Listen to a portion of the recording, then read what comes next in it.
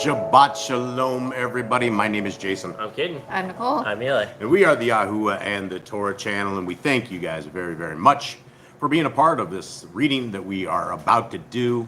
This is an appointed time that has been given to us by our Creator. Once a week is a blessed reunion of those who are seeking to honor our Creator by doing what He says to do. And thank you guys very, very much for being a part of this reading.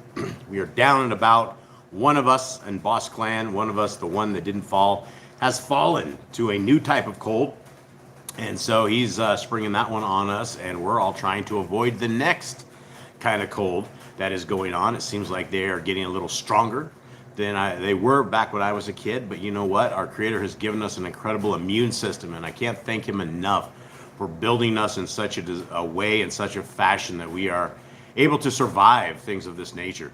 So, Cade, will you please open us up in prayer? Dear Father, I thank you for this day, and thank you for bringing us all together once again on the day you've chosen, the day you've set apart, the day you said, this day is Kadosh, this day is the day you want us to celebrate on, this day you want us to spend with you, and you want us to meet as a people, to congregate as your people, as to be the people seeking after your Torah, seeking after righteousness, seeking after the ways of Yehoshua, the ways of the Torah. And we ask that you count righteousness as us, that you put your ruach on us today to understand Torah and the words of your Son has said, that we understand what it is you have set for us, that we are not guided away by evil, but you protect us and keep us on the narrow path. In Yeshua's name, amen. All right, so here we are, guys. We are the family that believes that the first 5 books of instructions that people have said is called the law. It's actually, really, it's more of anything. It's a set of good instructions, and they begin in the Genesis, and it goes all throughout Scriptures, and it is inside of these first 5 books that you will find a foundational part of your life. You will find something that is stronger than anything you've ever encountered in your life. It is a way forward that is an immaculate way forward with a Creator who has designed all of us in such a way that we are able to praise Him, we are able to worship Him, we're able to function. And with His beautiful creation and with His day of rest, Eli, will you please open us up with our Shema?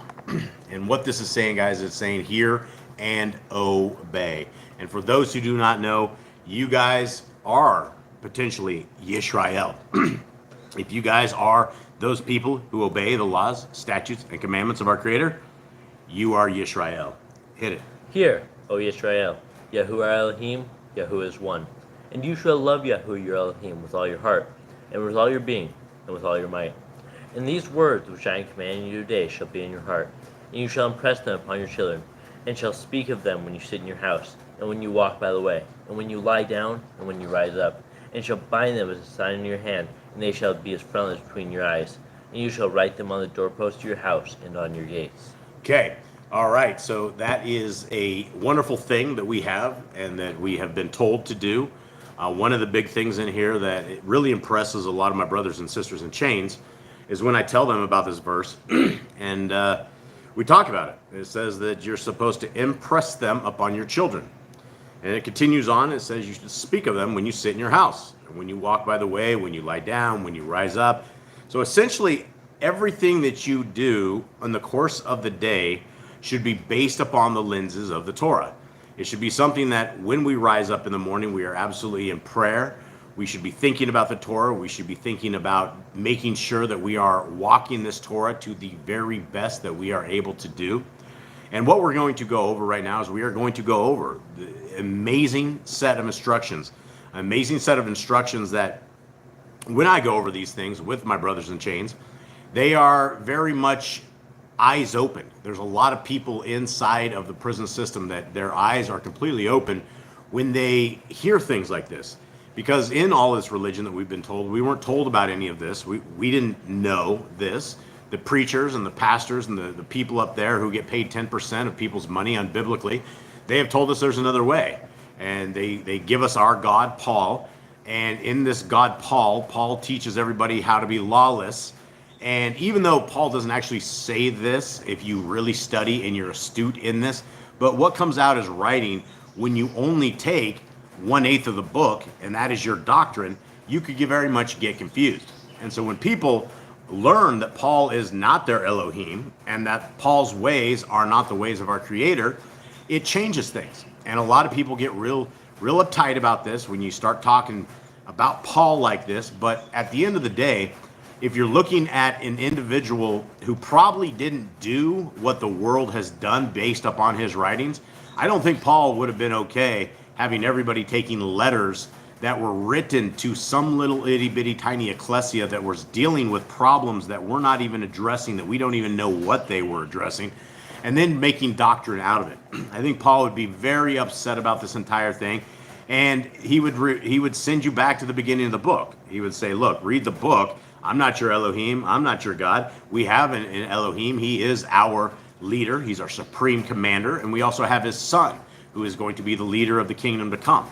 And so if you want to be a citizen of the kingdom to come, if you want to be a people who is part of the kingdom to come, then we have a set of rules and regulations that we must keep.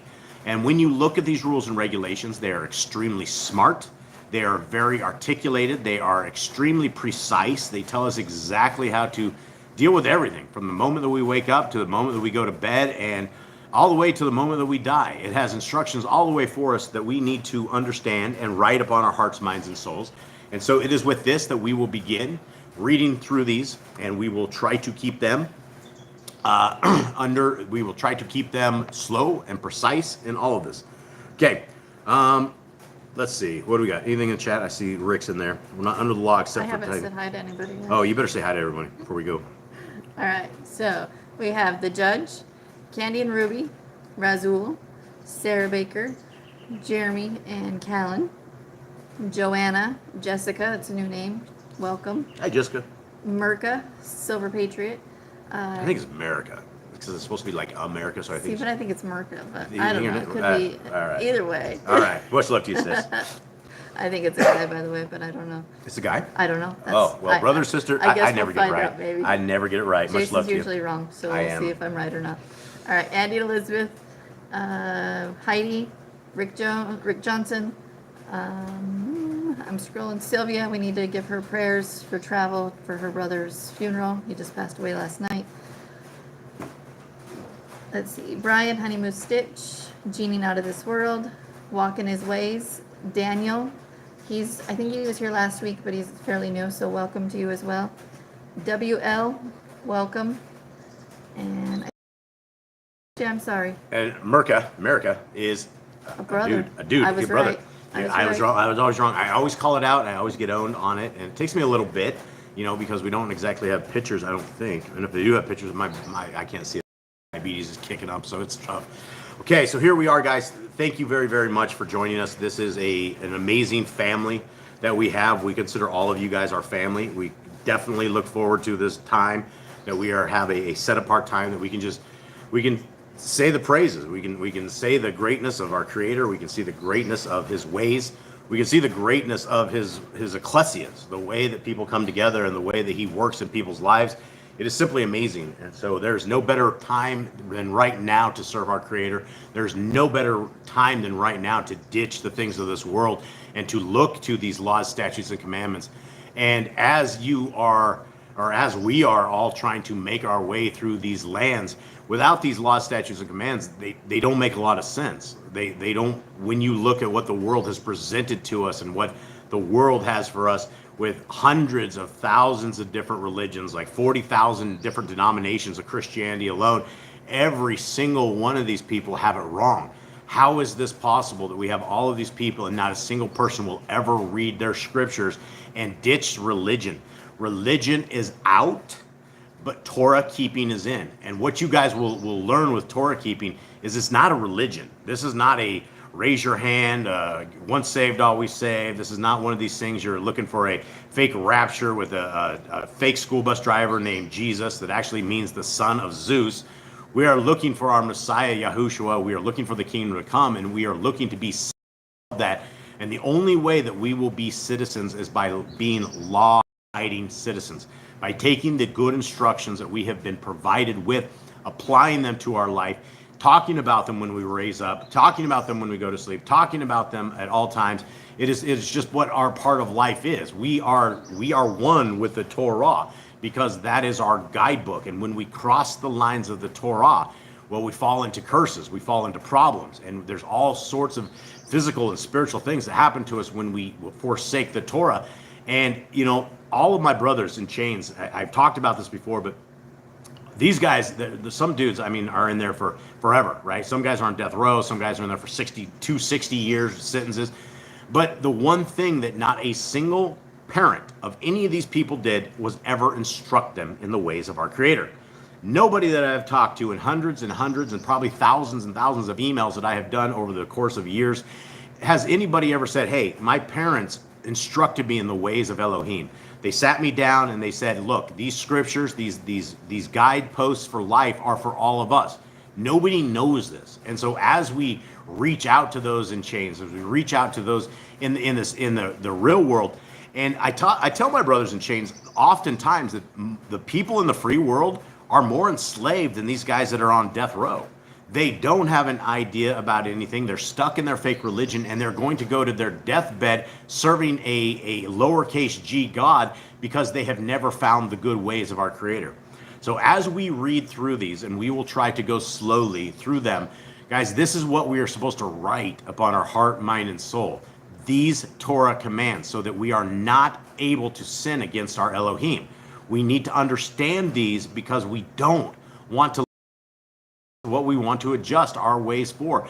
And when scriptures say most people do not make the kingdom, that should be eyes for concern. Your eyebrows should be up. You should be very concerned, as I am very concerned, because those are hard words to hear when we have so-called Christians and everybody's on their way. Everybody knows how to get salvation. In Christianity, you're going around, oh yeah, I helped these guys get saved. And that's the thing. They all have these little metrics of these little scorecards. Oh, how many people have you saved? They'll go to youth camps. They'll go to these vacation Bible schools. They will go to all these sermons and these like the big wigs that are out there, and everybody's out there just saving them all.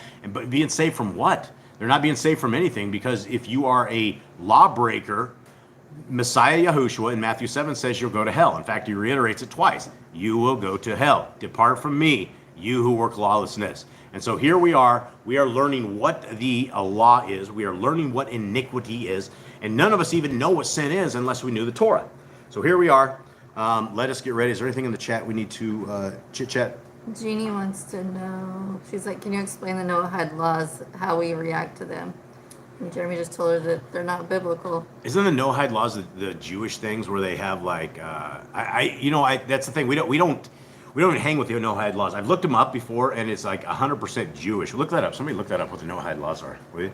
Or if any guys in there know what exactly the Noahide laws are. But I know that everybody thinks that we're going back to that, and everybody's like, oh, are you under the Noahide laws as well?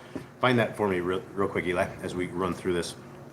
What are the Noahide laws?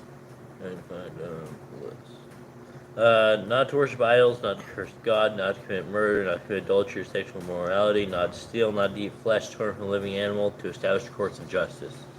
Okay, so, I mean, those things actually sound like Torah. I mean, those things all sound like Torah, but I know there's something funny in the Noahide laws.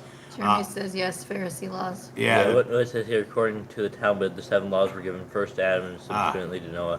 Okay, so there we are. Right out of the gate, it says, read that again about where it came from. According to the Talmud, that's it. When you hear that, according to the Talmud, that's it. That's stop. We must stop right there. We are not in the Talmud, guys. We're talking about hundreds and hundreds of other books and readings and writings and stuff that are breaking Deuteronomy 4:2. Simply by saying, okay, yeah, we're under the Noahide laws or what they are, you're breaking Torah. Because, number one, we're under all of the laws. We're under about 158 that we can successfully do today that are not Talmudic. And that is one of the big things, is when you are talking like things of the Talmud, or you're talking like, say, Jews on themselves, you're only dealing with another religion. As I bash the 200,000 other religions out there, I wrap all of the Judaism up in that as well. They are just another satanic religion that has taken man-made laws and has gone against the ways of our Creator. And so you would only have the first 5 books of scriptures. Now, when people are talking about, because I know everybody's like, oh, the Jews just want us to go under the Noahide laws. you're only talking like 7 of the laws. I mean, there's a tremendous amount of laws that we need to be under, that we are under. And you can either stay under them, or you can avoid them or nullify them and not care about them. And that is at the expense of your own soul. So yeah, we don't have anything that's Talmudic. We don't have anything that is outside of the first 5 books of Scripture as our doctrine. So hopefully that helps. Let's see, what else we got? Let's see, anything else? All right, so here we are. Here we are to the greatest things that we could ever be given. Guys, if nothing else that you get out of this is the greatness right here. Number 1. Hold on. Hold on. Jeannie says, I know, but Christians believe that they will get their heads cut off for worshiping Jesus. Jesus is still considered an idol. Will we be on that list to be decapitated too? Yeah, I don't even know about that. What they're talking, I don't know what they've made up. The Christians make up all this stuff. Yeah.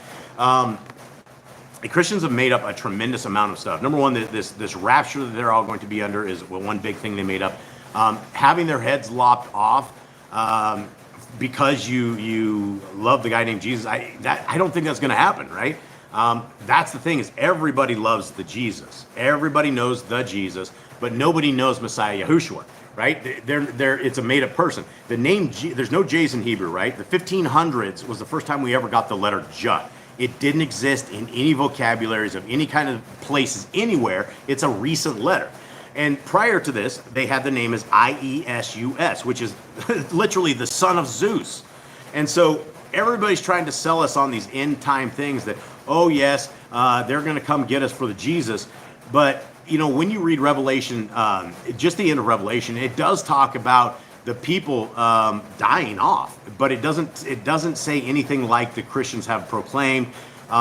Here's the bottom line, right? If it came to this, to where they were chopping heads off for the faith of our Messiah, they would start in the Catholic realm, right? Everybody in Catholics, they know the Jesus. That's what they preach, is the Jesus. And I say it like this, and I don't mean it in disrespect to our Messiah, because I'm not talking about our Messiah. I'm talking about the one that they created, that is the son of Zeus, that they have renamed. And it's just, I don't see prophecy going out like the Christians. I remember that, and being the Christians, being a Christian, is that everybody thought they were going to get their heads lopped off. I don't know if that's even biblical. I don't even know if that's even true. We do know that, again, according to Revelation, that when some of the saints are sitting there, how long will it be? And the answer is until everybody else is killed off. And so there's going to be a time that is coming. But what they are pushing is they are pushing the Jesus on everybody, right? They're pushing a universal one world religion that includes the Jesus, and includes Buddha, includes all of these other people. It's an inclusive religion of inclusivity. So everybody has a place and everybody has something, and you can all act as one big one world order. And here we are, right? And we're literally here. The day that Donald Trump got elected, Felon Musk gets up there and he goes, it's a new world order, right? He tweets about the new world order. You saw during the holidays when there's Halloween, Elon Musk dresses up in the Baphomet outfit in this thing. These people are all satanic, right? This getting them to get to the Jesus is exactly what they want, because nobody really knows what our Messiah wants. And our Messiah wants what his dad wants, and what his dad wanted for us was to be obedient. He wanted to raise up, he wanted to create a group of people who are willing to be loyal to him. That's the bottom line. Are we loyal or are we disloyal? If you have nailed the laws to the tree, you're disloyal. If you say the laws of our Creator are old and in the ditch, that's satanic, that's demonic. You're letting evil, unclean spirits come from your mouth. You've been led astray by doctrines of men.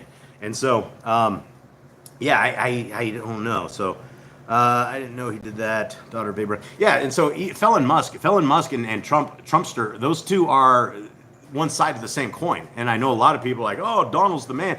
Guys, he's the biggest Luciferian Satanist that is out there, and am I the only one that's actually calling this out? I don't know. You better be careful. Your channel might get. Yeah, my channel might, well, maybe Trump might get my channel stuck. I know there's things I can't talk. I can't talk about the colds, but I think I can talk about this. I can't talk about the other words either, but I think we can talk about Donald Trump being a Satanist, maybe. But if not, if the channel disappears, then you know this was the truth. So let's continue on. This is where we're going right here with this. Anyone else before we start rolling these? Okay. All right, here we are, guys. Commandment number 1, or rules of instructions number 1, the greatest things we can ever hear of, number 1, be fruitful. Multiply. Replenish the earth. Subdue it. Have dominion over the fish, fowl, and every living thing. There are bearing in every tree is for food. Man and woman should build their own families. Master sin. Every clean moving thing that lives shall have food for you. Do not eat the blood. Walk before me and be perfect. Guard Yahuwah's covenant, laws, statutes, and commandments. Okay, and let's look right above that. Walk before me and be perfect is a beautiful commandment, right? This is what our Creator wishes for us, and this is why we've been given 120 years to figure this out. This is why there's dudes and chicks in the penitentiary systems that are having these Bibles, and they're reading them, and they're grabbing them, and they're coming to the understanding that how we walked and what we did prior to our Torah-based walk is not perfect. It is not good.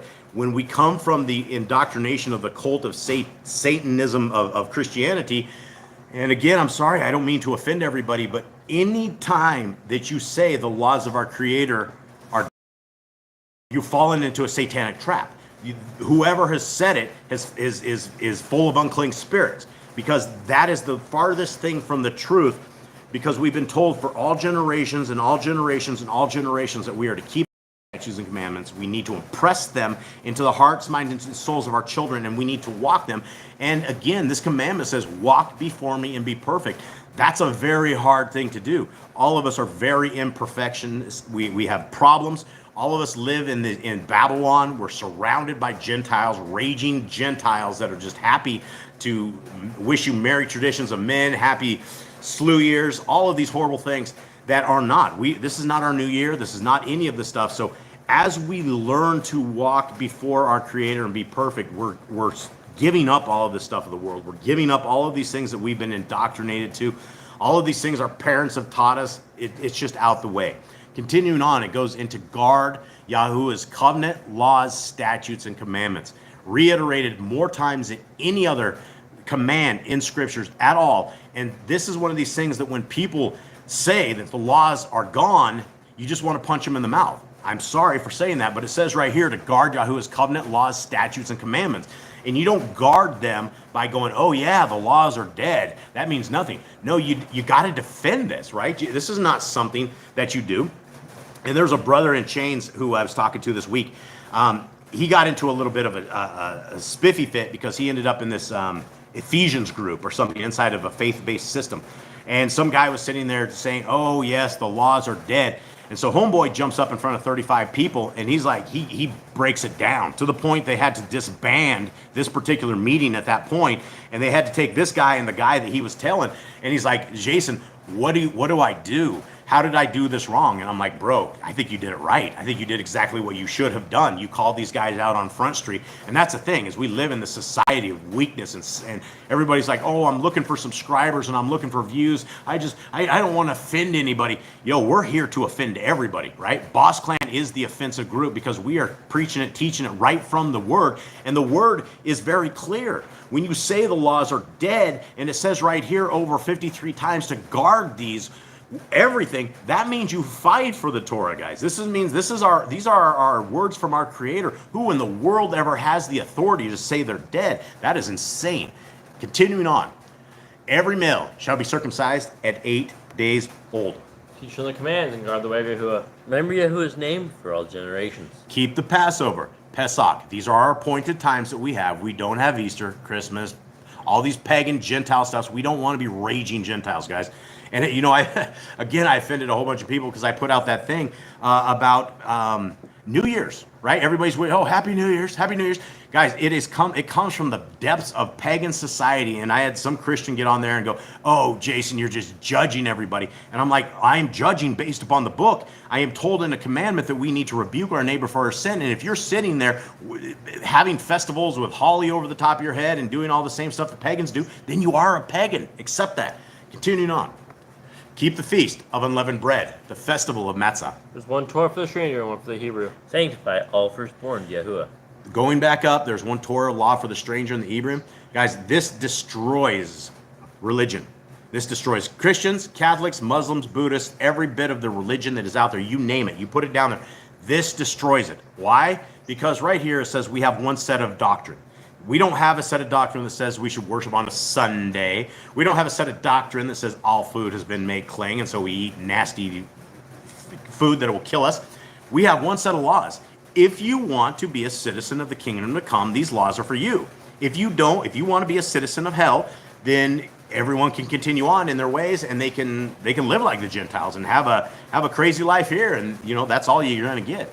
Next, sanctify all firstborn to Yahuwah. There are no mighty ones for Yahuwah. You shall not make graven images. Do not bring Yahuwah's name to naught. Keep the Shabbat. Honor your parents. Do not kill. Do not break wedlock. Do not steal. Do not make false accusations against your neighbor. Do not covet anything of your neighbor's. Do not make an altar from rock that tool has touched. Do not go up to the altar by the steps. If a man steals cattle, he shall restore it 5 times. Yahuwah's laws for criminals. Do not lie with a beast. No sacrifice to other Elohim. Do not oppress a stranger, fatherless, or widow. Do not charge your brother interest. If you borrow your neighbor's raiment, return it to him before sunset. Do not curse the ruler of your people. Do not eat what is torn of any beast. No false report. Do not follow the multitude of evil. Do not judge unrighteously against the poor. Bring back your enemy's cattle if you find it going astray. Help the animals of your enemy. Stay away from rumors and gossipers. Take no bribes. Do not oppress a stranger. Love the stranger. Give your land rest in the 7th year. Do not mention any pagan names. Keep the feast of Yahuwah. Do not cook your goat in his mother's milk. Obey the messenger Yahuwah sends before you. Do not bow down to other Elohim. Serve Yahuwah. Bake no covenant with other Elohim or outside of the land. Do not make your use of anointing oil on a normal person. Do not make your use of perfume on a normal person. Do not eat the fat. Do what you say you're going to do. Return what is your neighbor's. Obey Yahuwah's dietary laws. They're very good. There's a huge chapter that tells you exactly what to eat, what not to eat. And in that chapter, it actually tells you what is food, right? We know what food is. Pig isn't food, shellfish, clams, catfish. I don't think giraffes? Giraffes? No. I don't think giraffes are clang. Probably shouldn't eat hippos either. There's all these things that there's food. We have things that are food, things that eat a special way, things that have a special diet. The things that we don't eat are usually things that rip other flesh and dead flesh up, and they're able to eat and keep alive with a whole bunch of diseases in them. They're built to actually live with the diseases, and then we go and pop them in our mouth, and we end up in the hospital, end up staph infection, and end up dead. And then you end up in hell because you were sitting there eating you were just not caring about the ways, and that's how it happens. Okay. You have 2 questions. All right, what do we got? All right, one is Donna. She says, "Are we in the age of the Gentile?" I think we're lived in the age of the Gentile. I mean, how is this not? I mean, I think the age of the Gentile has been forever and ever and ever. Are we in the satanic age? Yeah. I mean, I don't know how we couldn't be. You have the side of Yahuwah, and then you have all the rest. And the other side has this goat god. They call him the Baphomet, and they all worship this evil-looking woman-man goat. And then they all worship Satan. Every one of these people are dressing up. They all put 666. That, like Donald Trump, you guys, when he's flashing his 666 sign all the time, when everybody thinks it's the AOK sign, for those who are in the occult, you absolutely know that when you are doing that occultic sign, which he has done from the very beginning, that's a 666. We are in the age of complete deception, and I would guess we are wandering down. So, yeah, I guess we are in the raging days of the Gentiles. So, what's the next question? All right, next question is from Sarah. Jason, why do the Jewish not eat any dairy for 6 hours after they eat any meat? No idea. Probably something in the Talmud. I mean, that's when, again, I haven't delved too deep in the Talmud. I've gone into some stuff like the Sanhedrin. Let's see, what is it, Sanhedrin 25b or something of the sort, where it says you can have sex with little girls that are 3 years old.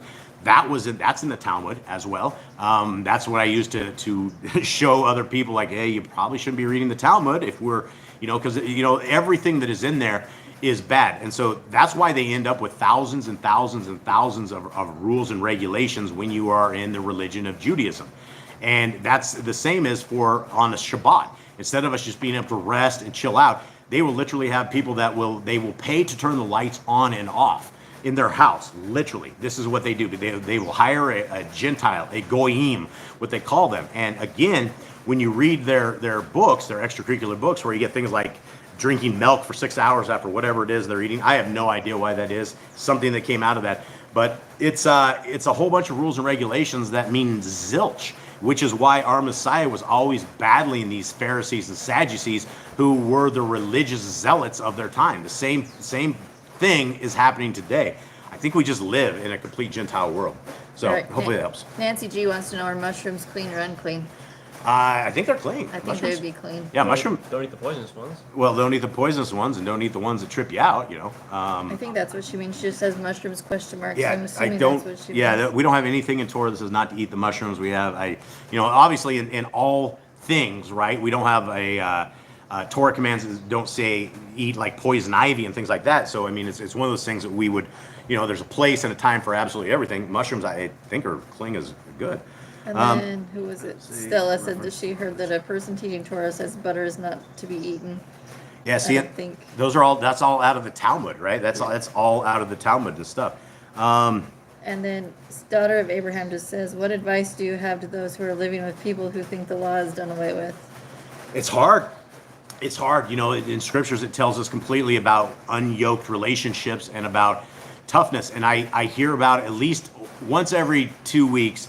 I talk to somebody out there who is in a relationship with a spouse, and they're either keeping Torah or they're coming out of Christianity. And the thing is, guys, it's not a fast road for everybody, and not everybody has the ability to wake up. And I maybe should say it a little differently. I do believe everybody has the ability to wake up. But we read things like in the book of the Nazarene that our Creator has built into man, the instinctive instincts to go seek him out. There's always that nagging feeling that we should be looking somewhere, doing something. And the problem with any religion, especially where they think the laws are done away with, is they have been programmed by the voice of the devil. And when you are programmed, and if you are not truly seeking your Creator, the shades will never go off your eyes. You'll never ever be able to put on the glasses that show what the truth is.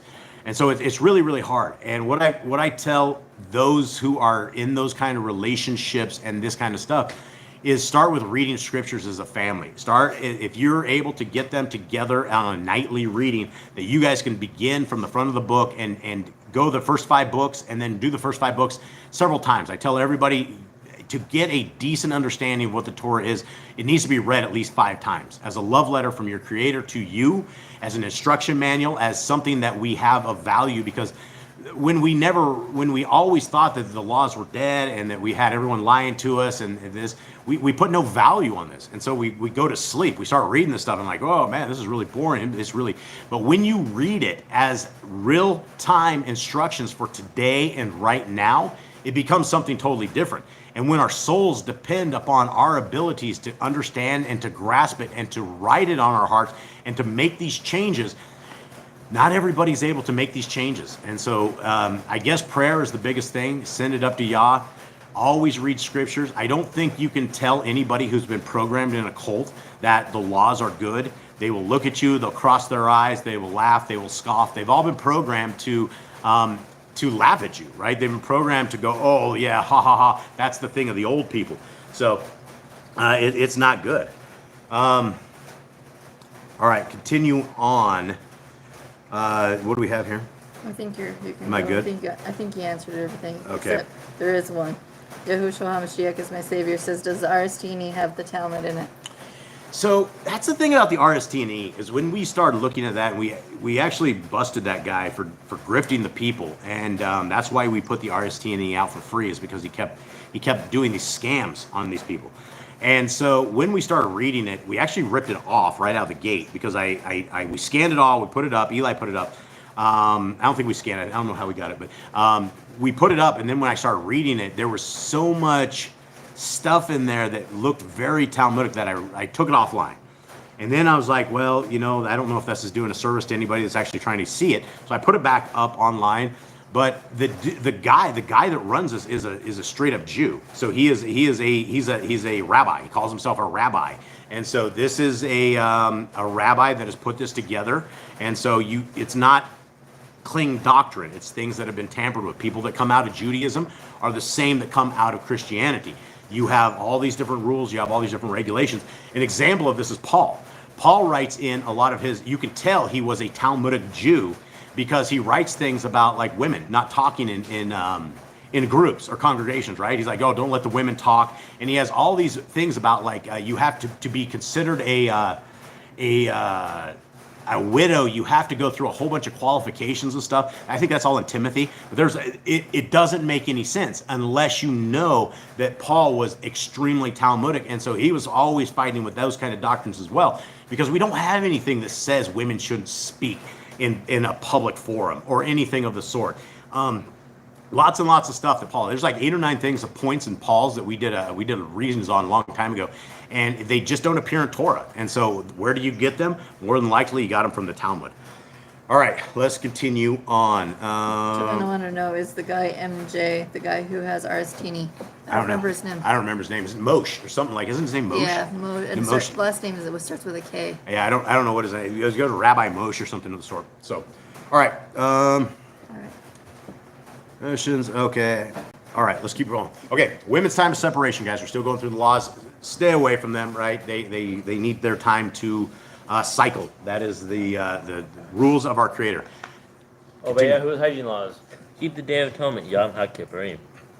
Do not uncover the nakedness of your family. Do not take your woman's sister for wife. Do not lie with the woman in her uncleanness. You shall not sacrifice your children to Moloch. Do not be a sodomite. Be a Kodesh. Do not reap the corners of your field, or you shall not glean your vineyard. Do not deal falsely or defraud your neighbor. Do not lie or be a liar. Pay your workers for the day's wage. They are due. Do not harm the disabled. Do not endanger your neighbor. Do not hate your brother. Do not rebuke your neighbor for his sin. Love your neighbor as yourself. See, and this is one of these things right here. You have the Christians who are like, oh, you're judging us. You're like, hey, man, you shouldn't be eating pork. That's an unclean food. You'll get hurt. Like, oh, judge not, lest ye be judged. Well, if we're going to be judged by the Torah, I'm good with it, right? That's what we will be judged by. And in the Torah, we have this little command here that talks about rebuking our neighbor for a sin. You see a neighbor over there, and there's a little girl, and he's molesting the little girl. You got to deal with that, right? You're not to just let that go. When somebody is sitting there, even though it offends them, like that brother in prison did that offended 35 of those guys at the same time, look, the laws aren't dead. They're not gone. If you want to tell a whole bunch of people the laws are dead and gone, there should be that other person that's saying, hey, that's a lie from the pits of the devil's mouth. And the laws are good for all times and for all generations. Continuing on, love your neighbor as yourself. Do not averse your cattle. Do not mingle your seed. Do not mingle linen and wool. Do not lie with a taken woman. Do not eat the fruit of the trees for 3 years. Do not practice sorcery. Do not round your beard with the corners of your head. Do not cut yourself for the dead. Do not get tattoos. Do not prostitute your daughter. Do not defile your temple. Do not consult the medium. Respect your elders. Have correct weights and measures. Do not walk in the manners of the nation. Keep the feast of first fruits, Shavuot, Overcount, and Pentecost. Keep the Feast of Trumpets. Keep the feast of Or goats. Yom Teruah. Sorry. You keep the feast of Sukkot. Shemini Atzeret. If you blaspheme the name of Yahuwah, you shall be put to death. That's a big one. How many people would be dead? We'd all probably be dead, right? Blasphemy. Oh, the laws are gone. They're on the cross. That's like literally saying the words of our Creator mean nothing. That probably would be a death sentence. I mean, if you were back in the camps, imagine that you like walked in the camps in there and start screaming to people that the laws of the Creator are dead. They're gone. They'd pick up the rocks and they'd be chucking them at you. You'd be running for your life. Okay, if you kill your neighbor's animal, you must give him another. Repay injury for injury. Honor the Yobel, Jubilee year. Confess your sins to Yahuwah and repay who you have trespassed against. The Torah of being a Nazir. Wears easy on the four corners of your garments. The Torah of whoever touches a corpse. Keep your oath, Yahuwah. Do not add or take away from the word. Guys, this is a huge thing, right? I talk about it all the time. This is nearing the end of the Torah, right? We're in the book of Deuteronomy, and we have all of these things that are outside influences in all of our lives. Everything that we have learned as people that have grown up in a Gentile world is absolutely taken away from the word. Worshiping on a Sunday, taken away from the word. Eating unclean foods, taken away from the word. Keeping Christmas, New Year's, Easter, taken away from the word. Adding in stuff, right? You have the Christians that have added completely in, like Sunday worship. That's adding to it, right? You've taken away from the word, but you've added back into it your own ways and your own thing. And this goes to the detriment of the next one, which is to guard your soul. We have one thing that we can take out of this world with us, and that is our soul. The same thing that our Creator has breathed into us, the precious breath of life that He has given us a gift with.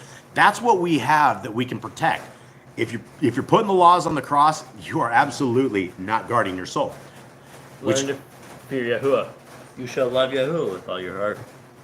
Bind the Torah, the laws, upon your hand and the frontlets between your eyes. Literally, make them everything that you look at the world through. You don't look at the world through another litmus test unless you see it through the eyes of the Torah. If what you're doing is violating and making our Creator angry, obviously we wouldn't want to tempt our Creator, and we would want to make sure we're doing it right. Write the laws on your doorposts. Do not tempt Yahuwah. Do what is right and good in the sight of Yahuwah. Do not be afraid of your enemies. Remember Yahuwah. Circumcise your heart. Cleave to Yahuwah. Swear by His name. Destroy great images. Do not make an idol of Yahuwah as the pagans do to their Elohim. Rejoice in all Yahuwah has blessed you with. Do not do what is right in your own eyes. Do not harden the words of false prophets. Do not make any baldness between your eyes for the dead. You shall not eat an abominable thing. You shall give to a stranger clean food that dies of itself, but you shall not eat of it. Give tithe of your increase of seed year by year. This kills off all of the preachers and the pastors, all these guys in the 501c3s that are all sitting there running their little, right before you get done with church, they'll all break out the plates, and you have all these so-called deacons, and they all go from side to side, and they pass that plate there. Some people actually reach in there and take that, but this is all wrong, right? If you wanted to support somebody who was actually biblical, and number one, the people in the pulpits are Satanists. I know that sounds hard. I know that sounds very harsh, but I know that everybody that knows Torah understands this, right? You can't be sitting there dooming people's lives to hell and telling them they're all saved for 1 hour a day and then take them downstairs for their pig potlucks, right? And so if this was a biblical time, you'd be giving this guy some seed, you give him some new oil and some grain, right? This is what you'd be giving these people, because it was never to make these filthy, dirty scoundrels rich, which is what they are, completely rich. All of these preachers, all these pastors, 10% of a person's wage, when you multiply that by 100, if you had 100 people in that congregation, you're doing pretty darn good, right? You're doing great, but that's all unbiblical. It's all satanic. Get out of these churches. Save yourself. Flee the Babylon system. Okay, the law of the end of the 7-year release. Do not borrow from the nations. Do not harden your heart, nor show your hand from the poor. Guard month 1 of Yahuwah's calendar. 3 times a year all males shall appear before Yahuwah. You shall make judgment officers in all your gates. Do not plant Asherah poles near the altar. There must be 2 or 3 witnesses to establish a situation. You hearken unto the prophet Yahuwah has chosen. Private test of Deuteronomy. Do not remove your property line. How to deal with a false witness among Torah keepers. The first child is the adult portions. If your brother's cattle or clothes are lost and you find them, you must return them. A woman shall not wear pertains to a man, nor a man wear pertains to a woman. If you find a bird's nest with the mother and the babies or eggs, take the babies, but not the mother. If you build a house with a flat roof that is able to be lived on, you must put a railing around it. Do not be a prostitute. Do not use dirty money. The law of divorce. Do not take a person's millstone for pledge. If you lend your brother, do not enter his house to get your payment. He must bring it to you and return slowly before sunset, if that was his pledge. Do not oppress a hired servant that is poor and needy. Every man shall be put to death for his own sin. Do not go back to the forgotten sheep in the field, yet for the stranger, fatherless, and widow. Do not muzzle your ox when he treads out grain. If your brother dies and has no child, you shall take his wife and name the firstborn after your brother. At the end of 7 years, you will read the Torah at the Feast of Feast Tabernacles. All right. So there we are, everyone.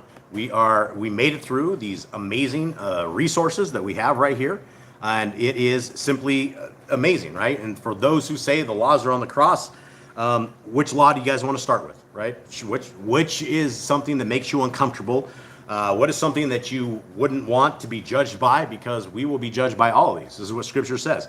This is how we will be judged, and which is why it's simply amazing that we don't have to wonder exactly how it's going to go down, right? Living as a Christian, you're like, wow, I hope I can make it. I hope I'm accepted, or you think based upon the liars in the pulpits that you are accepted and that no man can ever snatch salvation out of your hands. When there's a tremendous amount of things inside of Scriptures that very much tell you that you can be told to depart from our Messiah, and that is absolutely salvation being snatched out of the palm of the Father's hands. So let's continue on. What do we got? Daughter of Abraham wants to know, what advice do you have when ministering to someone who uses substances? Oh, that's hard. Well, I guess it all depends on what substances we're talking about, right? There's a lot of different substances. You have the stuff that is given to you by the little fellas in the white coats, and those things are as dangerous as the stuff that is on there.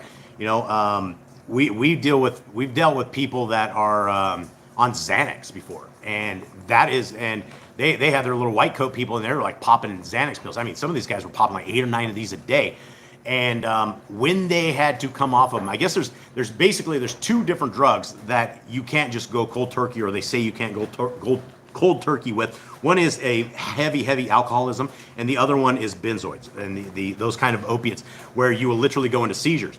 But having said that, I did know this guy that was completely hooked very much on them, and I encouraged him to go cold turkey. And he did go cold turkey. He ended up with a couple seizures. He came back with black eyes and things of this nature, but he never went back onto these things. And these things had hooked him and his mom and his family for years and years and years, decades. And so all of it's going to depend on a lot of the stuff. Number one is the biggest thing that people can do is read their scriptures.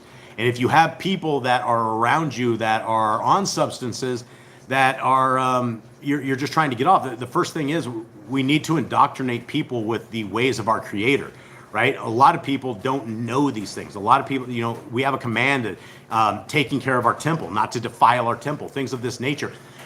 It's a process. It is very, very much a process. And those who are on substances, you can't just get them off. The outside world and those who do not understand addiction and those who have not been with addiction, it is very hard to understand what the mind of an addict is like.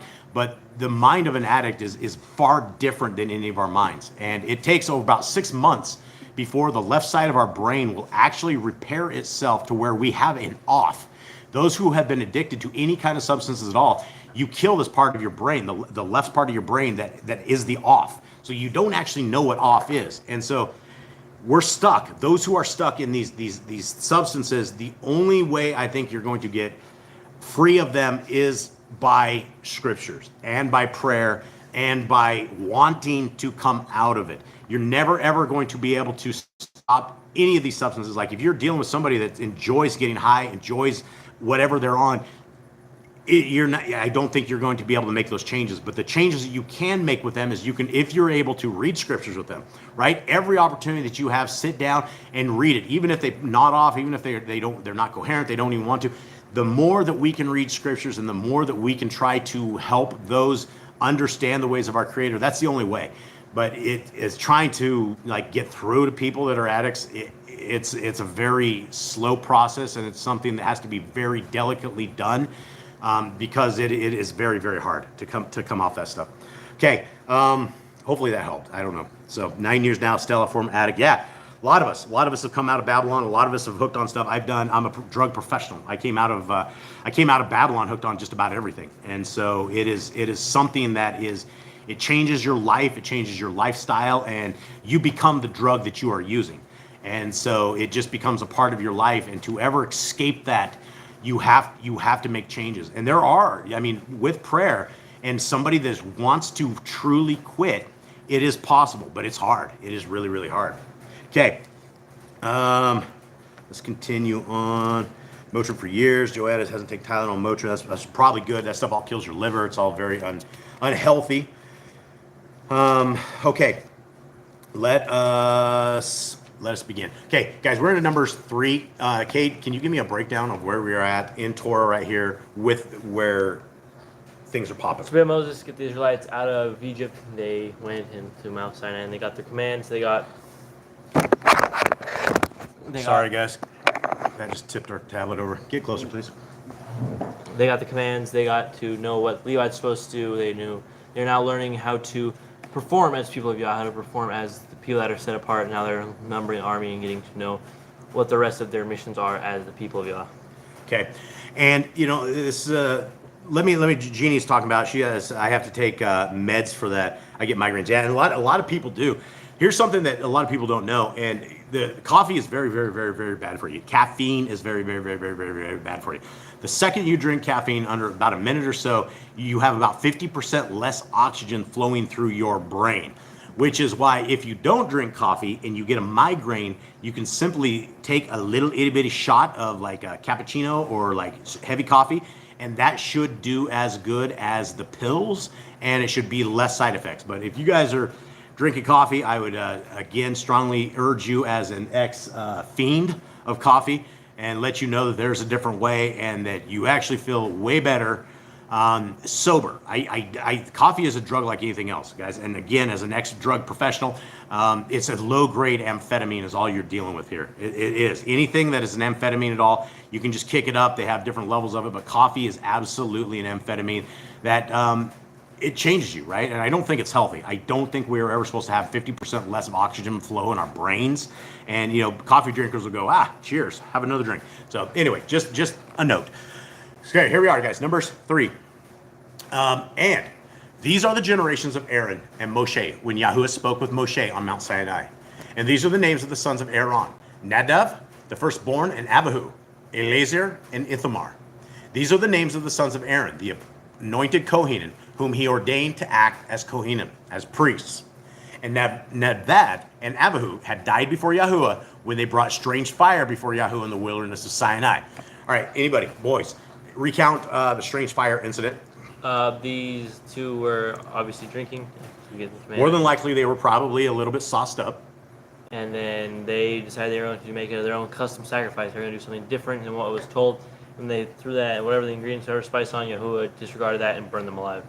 Yeah, and so basically right after this incident, when Abihu and Nadab got burned up, one of the things was that our Creator told Aaron was, don't mourn for these guys, don't rent your clothes, don't show emotion in front of everybody, because what they had done is they really profaned the way that our Creator has set up things. And right after this incident, our Creator banned drinking in this presence of when you're doing temple work like this.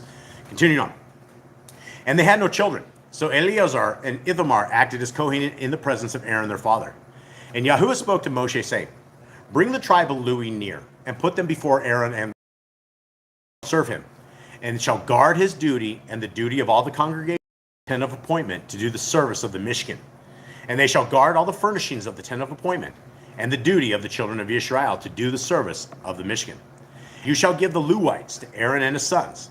They are the given ones given to him from among the children of Israel.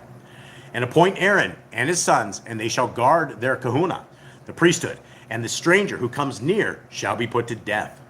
And Yahuwah spoke to Moshe, saying, now look, I myself have taken the Levites from among the children of Israel instead of every firstborn who opens the womb among the children of Israel, and the Levites shall be mine, because all the firstborn are mine. On the day that I struck all the firstborn in the land of Mitzrayim, I kadosh to myself all the firstborn in Israel, both man and beast. They are mine. I am Yahuwah. And this is why we have the command about redeeming the firstborn. There's something about the firstborn that our Creator has basically taken for himself. 14. And Yahuwah spoke to Moshe in the wilderness of Sinai, saying, register the children of Levi by their fathers' houses, by their clans. Register every male from a month old and above. Now, what's different between this right here and what we had just done? This is it's a different register of the children of Levi, right? We're now finding out who all the people are in their house, right? Everyone that is a month old and above instead of the army. This is going to be who is able to work in the Kohenah, who's going to work in the temple. Yep. And so in the previous chapters, when our Creator was numbering all the 11 tribes of Yisrael, he was numbering their armies. He was putting them in order, finding out who was who. He knew who was who, but he was basically putting it for the people so they know who their army was. Now, this is a different kind of an army. This is an army of the temple. This is an army of our Creator. This is the people that were meant to be the liaisons between us and the Creator. And so now we are actually, what we're doing now is we are actually registering all of them, figuring out who they are, and basically building this temple army. 16. So Moshe registered them according to the word of Yahuwah, as he had been commanded. And these were the sons of Lewi by their names, Gershon and Kehath and Merari. And these are the names of the sons of Gershon by their clans, Livni and Shimni. And the sons of Kehath by their clans, Amram and Yitzhar, Kebron and Uzziel. And the sons of Merari by their clans, Makali and Mushi. These are the clans of the Lewites by their fathers' houses. From Gershon came the clan of the Livnites and the clan of the Shimnites. These were the clans of the Gershonites. Their registered ones, according to the number of all the males from a month old and above, their registered ones were 7,500. The clans of the Gershonites were to camp westward behind the Mishkan. And the leader of the father's house of the Gershonites, Eliasaph, son of Lael. And the duty of the children of Gershon in the tent of appointment was the Mishkan, and the tent with its covering, and the covering of the door of the tent of appointment, and the screens of the courtyard, and the covering of the door of the courtyard, which is around the Mishkan and the altar, and their cords according to all its service. And from Kehath came the clan of the Amorites, and the clan of the Yitsharites, and the clan of the Kebronites, and the clan of the Uzzielites. These were the clans of the Kehalites.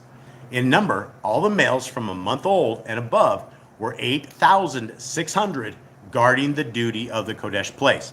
Okay, so this gives us an idea of exactly how many people were there to deal with this. And I think 8,000 was all of them, wasn't it? Was this the whole thing? Is that what you guys got, or is it? Yeah, just the. Is that the last one? That's just the Kehathites. Okay, so what are the other numbers? The Gershonites were 7,000. We still have one more left. Okay, so there's 15,000 so far people that were people of the tent, people of Yah. The clans of the children of Kehath were to camp on the south side of the Mishkan, and the leader of the father's house of the clans of the Kehathites was Elitzaphan, son of Uzziel, and their duty was the ark, and the table, and the lampstand, and the altars, and the utensils of the Kodesh place used in the service, and the covering, and all its service. And Eliab be chief over the leaders of the Lewites, with the duty of the Kodesh place. From Merari came the clan of the and the clan of the Mushites. These were the clans of Merari. And the number of their registered ones, all the males from a month old and above, were 6,200. So it looks like we had 21,000, basically, is what 1,000 people that were taking care of this side of the house. And there was a lot of work. There's tremendous amounts of work. You don't just have the guys that are slaughtering and doing all this stuff. You have all the other people that are dealing with all the side stuff that takes all of it to make this big system work. And the leader of the father's house of the clans of Merari was Suriel, son of Avihaikelia. That was hard. These the underlined B's and the K, the H. So how would you say it, Eli? Avikea. These were to camp on the north side of the Mishkan. And the appointed duty of the children of Merari was the boards of the Mishkan and its bars and its columns and its sockets and its utensils and all its service. And the columns of the courtyard all around with their sockets and their pegs and their cords. And those who were to camp before the Mishkan on the east, before the tent of appointment, were Moshe and Aaron and his sons, guarding the duty of the Mikdash and the duty of the children of Israel. But the stranger who came near was to be put to death. All the registered ones of the Lewites, whom Moshe and Aaron registered at the command of Yahuwah by their clans, all the males from a month old and above, were 22,000. And Yahuwah said to Moshe, register all the firstborn males of the children of Israel from a month old and above, and take the number of their names. And you shall take the Lewites for me. I am Yahuwah. Instead of all the firstborn among the children of Israel and the livestock of the Lewites, instead of all the firstborn among the livestock of the children of Israel. So we basically have one full tribe that is dedicated to the the ways of our Creator. And this was obviously a far different than most people even understand. And we're only dealing with your 22,000 right here, but then you have all the wives and the other people who. So there's probably, what do you guys guess? Like 40,000 maybe, 40,000 or so Lewites that are back there. Kind of a guess. I don't know if we ever get the number. 40. And Yahuwah said to Moshe, register all the firstborns of the males of the children of Israel from a month old and above, and take the number of their names, and you shall take the Lewites for me. I think I already read this. Yep. Thanks a lot, guys. Let's start at 42. Let's pay attention, Eli. And Moshe registered all the firstborn, 42, among the children of Israel as Yahuwah had commanded him. And all the firstborn males by the number of names from 1 month old and above of their registered ones were 22,273. And Yahuwah spoke to Moshe, saying, take the Lewites instead of all the firstborn among the children of Israel, and the livestock of the Lewites instead of their livestock, and the Lewites shall be mine. I am Yahuwah. And for the ransom of the 273 of the firstborn of the children of Israel, who are more than the number of the Lewites, you shall take 5 shekels for each one. Now we're talking about a redemption. We're talking about how do we redeem a life of the firstborn. So he says, you shall take 5 shekels for each one, head by head. Take it by the shekel of the Kodesh place, the shekel of 20 gerahs. And you shall give the silver, the ransom of those who are in excess among them, to Aaron and his sons. And Moshe took the ransomed silver from those who were over and above those who were ransomed by the Lewites. From the firstborn of the children of Israel, he took the silver, 1,365 pieces, according to the shekel of the Kodesh place. And Moshe gave the ransomed silver to Aaron and to his sons, according to the word of Yahuwah, as Yahuwah had commanded Moshe. Now, this is almost kind of a tax thing as well as a redemption thing, because we have a monetary value that is redeeming these people in the eyes of our Creator, and the money is going into the hands of Aaron, which more than likely goes into the hands of the temple. I don't think Aaron was sitting there getting all of the cash into this. I don't think he would have a need for this, but I think it's what he put into it to continue to run the endeavor and to run all of this stuff. All right, let me look into chat real quick, and then we will jump into... So the daughter of Abraham said she wanted to know what are biblical views on bipolar disorder and schizophrenia. And Joanna and Sylvia were just saying that it's probably demonic possession. So type of thing. We live in a world that is very medicated world. We live in a world where people they will say, oh man, this kid's he's a little frisky, he's a little feisty. Let's give him some methamphetamines. And what they will do is they will give him Ritalin, right? And Ritalin is a methamphetamine. And so you have all these kids that are already a little spunky, and then they're like, well, let's see how do we stop somebody that's already a little spunky? Well, let's give them a little extra spunky, right? And then all of a sudden we have all of these things, and the thing is, based upon the things that have happened to us as babies, the things that we have been given, the stuff that I can't even say on YouTube, stuff about all of this, there's a lot of stuff that probably are not, they're not legit, right? They're things that we do know of unclean spirits. We do know Messiah dealt with a lot of unclean spirits, people that couldn't even talk, people that were eating their own flesh, people that were going crazy, and Messiah was able to get that out of there. I don't know what the Bible says about this. I do know that our Creator would be able to heal everything, if so, that we were able to seek His ways and seek His attentions. But that goes contrary to what the medical establishment would have you say, right? I mean, there's a pill if you're hungry. There's a pill if you're not hungry. There's a pill if you're just for everything, right? Every single thing that we have here has some sort of a little white pill that we're supposed to be taking to save us. And a lot of these things that we have taken have caused a lot of the things that we have in today's world. And again, a lot of the stuff that happened as babies that we had no choice of even taking has caused a lot of things in this world. So I guess I don't know. I don't think I have. There's not much in the Bible about like truly crazy people. Like it doesn't like people, especially. And I'm not saying bipolar people are different. And bipolar keeps getting a different definition because one thing is kind of people with split personalities, but bipolar can also just mean somebody with depression. And they say that a guy with heavy depression is bipolar. But you'll find everybody with a different definition regarding what it is. I would take everything to our Creator. I would take everything to Him in prayer. For those that are struggling with these kind of things, I would always stick with Scriptures, right? If we're not foundationally just really into this Torah, that's the first place that all of us need to be, right? If we're trying to fix issues and we don't even know the ways of our Creator, we don't even know what to fix. We don't know that prayer can solve absolutely everything. And so when we take it up to our Creator, I believe that is going to be better than these white coats that are out there trying to give us all their stuff. I don't know if that helps or not, but trying to tiptoe around these these things. Let's see. And I have never medicated him. I pray over him. Yeah, there's a lot of people with autism. What is it, like 1 in 9 kids now has autism? And I'm not going to get into this on YouTube. I can't. I would love to. I would love to say some truth here, but I absolutely can't, or this channel will be completely gone. So I guess we will leave it at this part and stick with prayer and stick with our Creator. He's our Creator and Messiah. Those are the good doctors, the real good doctors. Those are the ones we want. All right, let's get into the book of Mark and let us hit the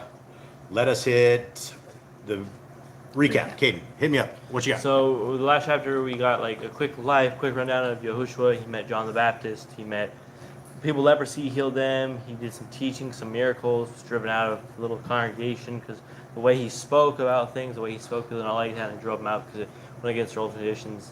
Then he went on doing more miracles and teaching people. Yeah, and so here we are, guys. This is one of these amazing books. I love the books with our Messiah.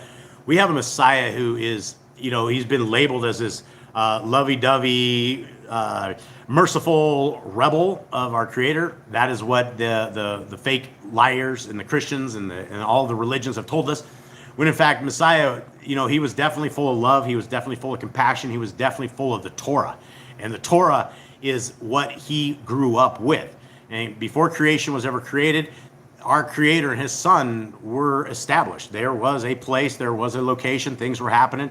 It may not make sense in our time frame because 120 years for us seems like a long time, when more than likely our Messiah and his pops have been hanging out for just more time than we can even understand.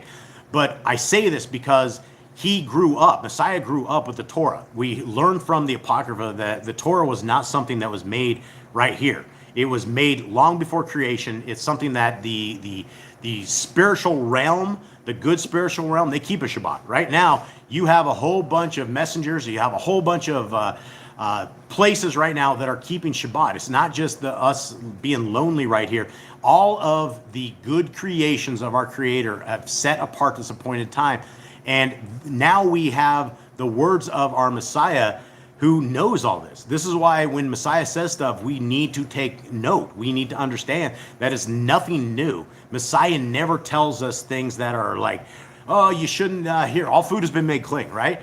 He never said that. None of this has ever happened. And so when people are coming up with these things of this almost like a hippie Jesus, right? The hippie Jesus loves everybody. That's not who our Messiah is. Our Messiah he's a savage. He's a savage for the Torah. He's a savage for the ways of our Creator. And this is what we need to be. We need to be savages for this word. Mark 2:1. And some days later, he again entered into Capharnaum, and it was heard that he was in the house. Who's he? This is talking about Messiah, right? We are talking about the days of Messiah, and I've mentioned this before, but Messiah was a celebrity. He was far more of a celebrity than any of these demons that you see today flashing the 666 and doing all their blood rituals. This was the real celebrity, and wherever he went, he couldn't find any peace. And so it would have been really hard to be Messiah because he wouldn't just get in a car and drive away. He couldn't get out of this. Where he went, he's on foot. And so people were flocking to him. 22. And so many gathered together that were there, that there was no more room, not even at the door. And he spoke the word to them. What word did he speak to them?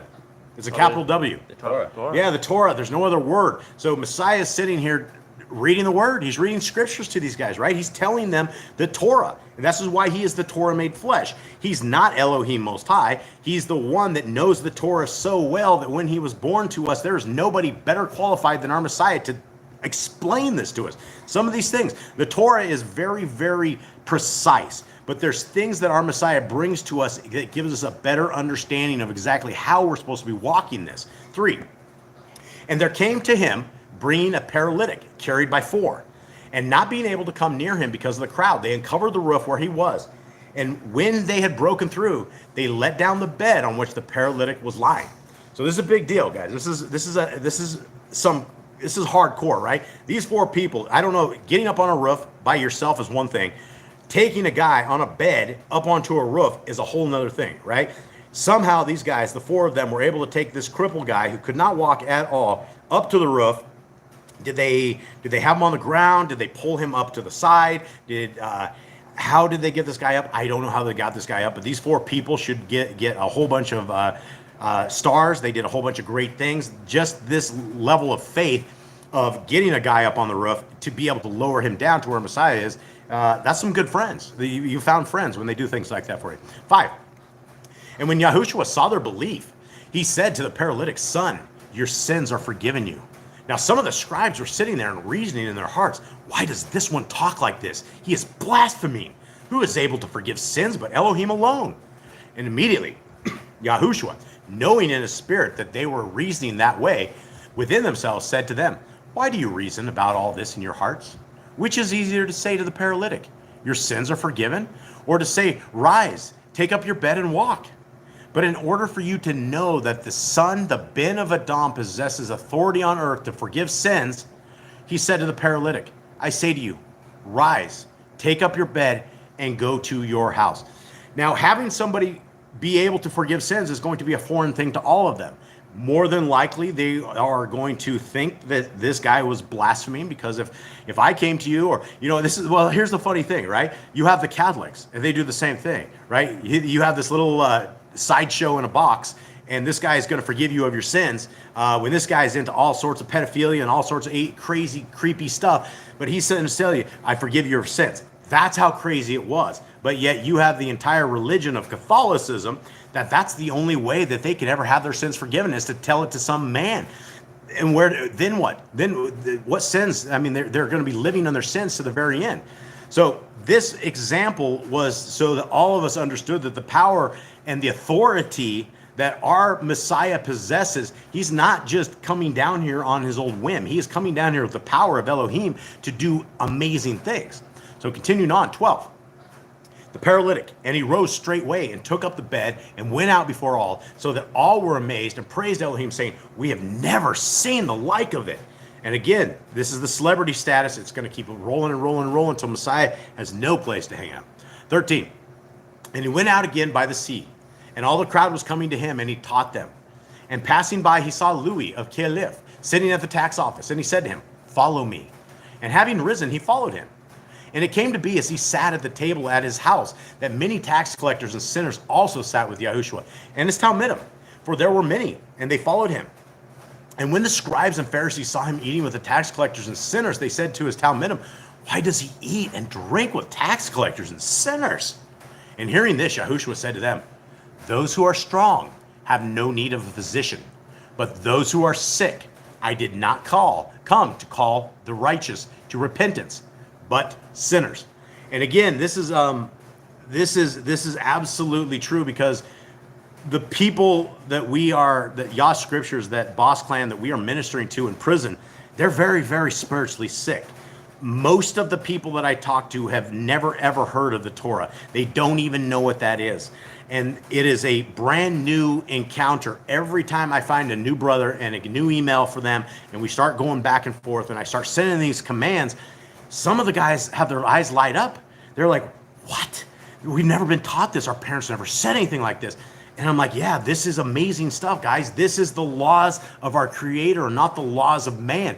And so that is one thing that we've been doing is we have these guys that have basically been thrown away. They've been thrown away into a land of death, despair, and depravity, which is the United States prison system, and there's no hope.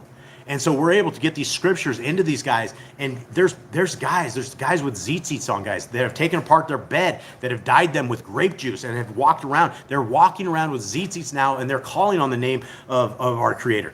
There's also guys like hardened hardened criminals that are, they say, shalomi, homie. That's how I start with a lot of my emails. I'm like, shalomi, homie. And they're like, oh man, Jason, that is so amazing. And so you have these guys that are the hardest dudes that you would ever run into, and they're softening up, right? Their hearts of stone are becoming hearts of flesh, and they're circumcising their hearts, and they're finding this out. And had we not gone into the sick, if we were not able to get to the sick and minister to the sick, then these souls would all be dead, because all of these prisons have these demonic, satanic, faith-based Christian people. They have all these people, and they also have the Sabbath keepers, which are like all Talmudic Jews that are in there, and the guys have no idea. The guys are like, well, we have all these laws that we've heard from Sabbath keepers. I'm like, guys, these are all doctrines of men. This is the way forward. And we ship them a Yah Scriptures, and we encourage them to read, and we write back and forth. And there is so much amazing stuff that's going on. And this is what Messiah is talking about right here, right? If we're hanging with all those who are healthy, and we're not willing to sit with those in depravity, then we're never, ever going to make a change. We're never, ever going to make the change of those that absolutely need it the most. 19. And Yahushua said to them, are the friends of the bridegroom able to fast while the bridegroom is with them? As long as they have the bridegroom with them, they are not able to fast. But the day shall come when the bridegroom shall be taken away from them, and then they shall fast in those days. And no one sews a piece of unshrunk cloth on an old garment. Otherwise the renewed piece pulls away from the old, and the tear is made worse. And no one puts new wine into old wineskins. Otherwise the new wine bursts the wineskins, and the wine runs out. And the wineskins are ruined. But new wine is to be put into fresh wineskins.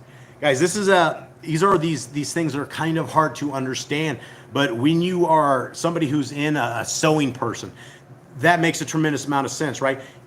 And I guess a lot of this goes to the questions that we were answering at the beginning of this. How do we deal with those in drug addiction? How do we deal with those that are already programmed? How do we deal with those that are already saved, right? They know they're completely saved. Well, we can't use the same old doctrine, because the old doctrine, it breaks, right? We're not going to be able to fix them with the doctrine. We have to have the correct doctrine, and that's not found anywhere except in the first books of Scripture.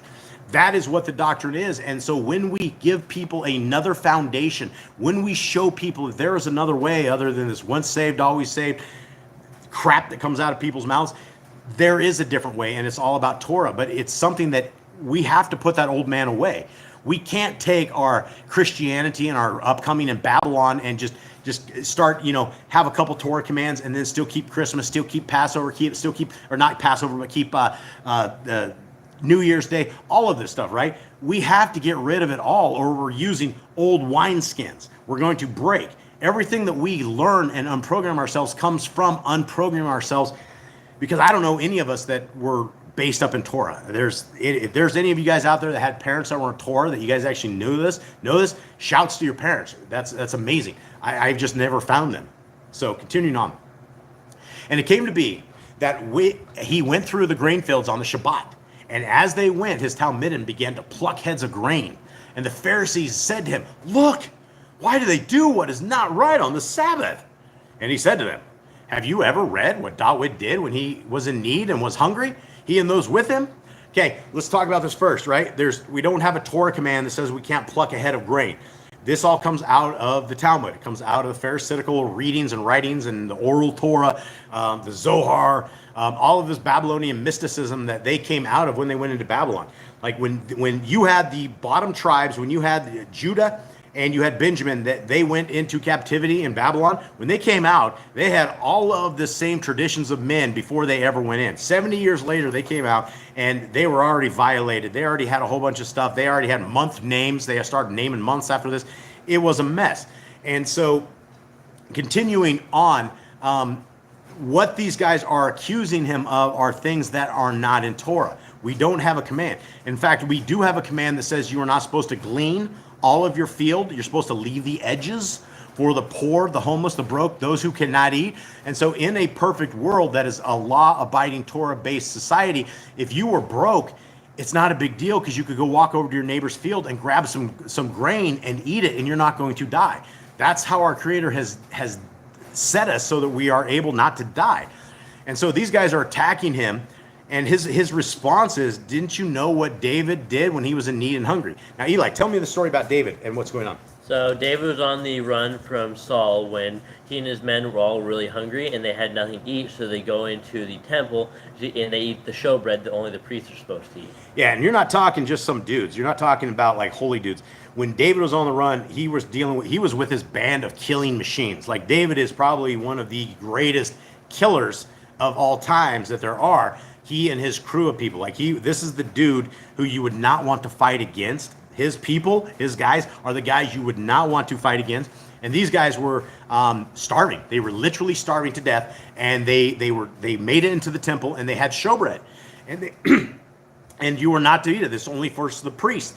But David ate it. He did not get struck down. He did not die. And in fact, Messiah even talks about the need that he had, that Elohim was fulfilling his need for this. Continuing on in 26, it says, how he went into the house of Yahuwah while Ebithar, the Kohen, Hagdadal, and ate the showbread, which is not right to eat, except for the Kohen, and he gave it also to those who were with him. And he said to them, the Shabbat was made for man, and not man for the Shabbat. So the Ben of Adam is also the Adon of the Shabbat. Tells us a lot of stuff, right? Number one is man is insignificant when it comes to the appointed times of our Creator. The Shabbat was built long before man was even plotted and planned. I don't know if that's true, but I'm guessing it was, because this was something that happens. Of the Creator, it happens every day, every week. And so we also learn from this that our Messiah is also the Lord of all these things, right? And this is not saying he's Elohim Most High, because you will get these people that are tripped into these satanic doctrines of the Trinity, and they'll go, well, look, he's the Lord of the Sabbath. That doesn't mean he's Elohim Most High. It means that he's the leader, he's the ordained leader, he's the one that is very much qualified to be the one that we need when the time comes. And so, guys, with that, I think we have, I think we actually went on a little longer here. So I hope that does it. I'm looking through these things. I have my huge, beautiful, oh, Big Red's back. Yep, Rodney. Rodney, haven't seen him for a while. What's up, brother? Good to see you, man. Yeah, have it your way. Burger King religion. Yeah, Rick Johnson, absolutely. Have it your way. Exactly. And that's what Christianity is. Okay, guys. Well, there was a lot to talk about. I really love chatting with you guys all. This is as much as our time it is your time, when we could sit and talk with like-minded people who love our Creator. We're walking the path to the very best of our abilities. You know, guys, Boss Clan doesn't have the answers to everything, but the answers do lie in Scriptures. And for all of us, when we read the Scriptures, we're not just emboldening ourselves. We are giving ourselves the keys to the kingdom. We're looking for that mansion in our Messiah's Father's house, which he says is built. And I believe all of this. I believe our Messiah is coming back. I believe the goodness that comes out of Scriptures, because I can see the evil that has spawned in this world, and I have seen it from when I was a youth to where it is now, and it is dark out there, guys. It is grim, it is disgusting, it is satanic, and everybody's basking in the nastiness of this world. And so there's a few of us that are the set-apart people, and it is amazing to sit with you guys and to read Scriptures and to be a part of this. So, Eli, are you going to bless the people? Yep. All right, bless the people, Eli. Yahuwah block you and guard you. Yahuwah make his face shine upon you and show favor to you. Yahuwah lift up his face upon you and give you peace. Thus they shall put my name on the children of Israel, and I myself shall barak them. All right, so brothers and sisters, we love you all. We're going to end with this. We love you. We hope you have a good day. We hope you're seeking the Creator. We hope that we can give each other huge, big, hairy, bearded hugs in the kingdom to come. At least from my side, you get the big beard in your face. I will give you guys a big hug. I am going to high five you all, and we're going to congratulate each other that, hey, we saw it, we read it, and we were able to do it. And it's going to be a path that all of us have to have, with clean hearts, clean minds, clean souls, and a different look than the rest of the world has. Love you guys. Have a good day.